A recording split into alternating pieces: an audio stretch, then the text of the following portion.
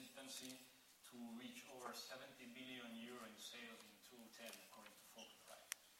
This is 1/3 of total European travel bookings, and penetration in the continent is fast approaching US levels. There were moments in the past where we all wonder how the nascent European OTAs could succeed in competing versus our seemingly almighty American competitors. This is no longer the case. European OTAs have competed successfully with the largest US OTAs for 10 years in our core markets and have managed in the meantime to become large and very profitable businesses with very strong brands. If we look, for instance, in the slide at Google Insights as an indicator of the value of brands online, it is apparent from this chart that we European agencies have built brands which are as powerful as those of large US counterparts, and this is on a worldwide basis. Of course, if we were to look at this picture on a country-by-country basis in Europe, we would find that eDreams and other European OTAs are the dominant players, the dominant brands.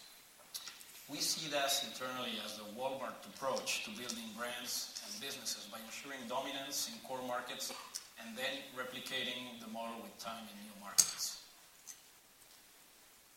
In fact, as we and other European OTAs have grown our core markets and expanded into new countries, the gap in worldwide online brand recognition has decreased sharply.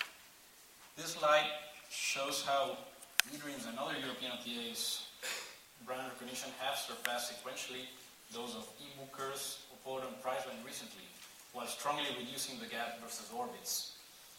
Brand recognition is, of course, just one of several indicators which lead us to feel very confident on our ability to grow in the world scene.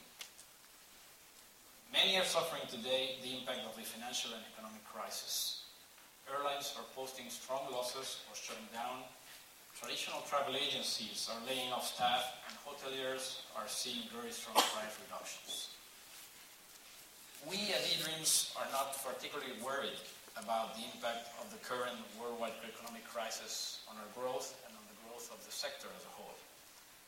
In fact, like most other European-based OTAs, we have not known in our history any other external environment than crisis, and have nevertheless managed to build strong businesses. This chart looks at the evolution of eDreams bookings over time, and if you look from the left to the right, immediately after founding our businesses and before reaching profitability, we were faced with the dot-com bubble first. Immediately after came September 11, the SARS epidemic, the Iraq War, the Madrid 11 March bombings, the tsunamis, and now the worldwide economic crisis. But during all this time of crisis, and even in the earlier years, if you look at the chart where nothing seems to really happen, we were growing at 30% on a yearly basis, which is phenomenal for most traditional industries. Of course, in 2003, internet adoption became widespread in our markets, and suddenly growth became phenomenal, and we multiplied size by 2 and by 3 times in a number of years in a row, and still managed to achieve very solid growth in 2008 and 2009, despite the economic crisis. I believe now that this history of continuous adverse market conditions has helped us at eDreams and other European OTAs build a strong resilience in our model to external impacts, which has allowed us to see formidable growth over the past decade. And we believe this will remain true in the coming years and foresee strong growth ahead.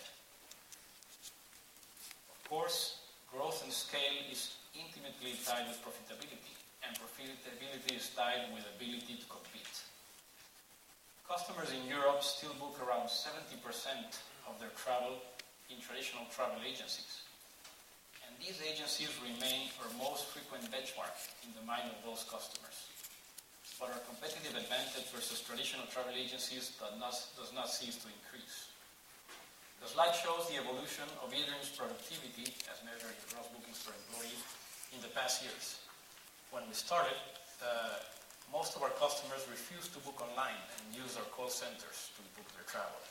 It actually took us 3 years, up until around 2002-2003, to reach the productivity of the traditional offline travel agent networks, which is around 250,000 euro per employee per year. Of course, what happened afterwards is history. Our productivity since then has improved tenfold, while theirs has essentially remained the same. We are therefore very optimistic about our ability to continue growing strongly on the top and bottom line, and are extremely confident on the strength of our business model and the team, processes, and technologies supporting it.